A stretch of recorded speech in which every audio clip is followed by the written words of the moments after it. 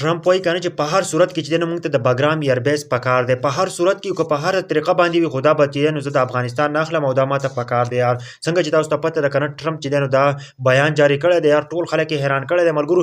بیا چې دی نو د افغانستان هم بیان راغلی دی ملګرو. ټرمپ دا بیان ورکړی دی چې په هر صورت کې چې دی نو ماته دا ایربیس پکار دی، که دوی داسې نه راکوي نو زه ورسره جنګ کوم خو زه به دا ایربیس اخلم ملګرو. مخکې چې دی نو کنه دوی دا خبره کړې وه ټرمپ چې ماته دا ایربیس پکار دی، په دې باندې حمله هم کوله. او دا چې دی د ایران سره پساو شو دی او د ایران تعلقات خراب شول د امریکا او د ایران.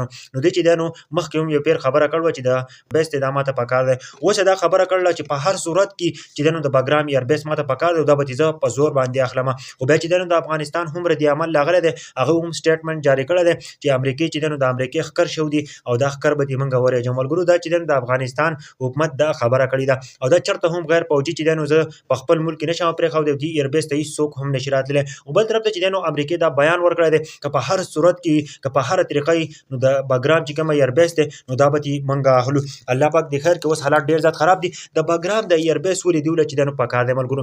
امریکا چې دی نو ډېرې ایربیس ورسره دي او امریکا چې دی نو پاکستان افغانستان او ایران دې ایربیس د دې سره نشته، نو دې نه دا کنټرولېږي ملګرو. افغانستان، پاکستان او روس او ایران او چین چې دی نو د رام ایربیس نه چې دی نو کنټرولېږي. نو دا و چې ماله په هر صورت کې چې دی نو د بګرام ایربیس پکار دی. نو دا هر سړی غواړي چې د بګرام ایربیس موږ له راکړي چې دا څو ملکونه چې دی نو چې دا موږ کنټرول کړو ملګرو. د امریکا نو تقریبا 162 ایربیس ورسره دي، لکه دا د هر ملک چې دی نو هغه شکست ورکولی شي، هر ملک چې دی نو هغه سره جنګ کولی شي. نو دا وایي کنه چې ځان داسې جوړ کړم کنه د امریکا وایي چې دا هر ملک چې دی نو زه په اسانه باندې فتح کولی شم، وایي زه سوپر پاور یم ملګرو. په دې ټیم کې چې دی نو هغه چې دا بیان ورکړی دی نو ټول خلک حیران کړی.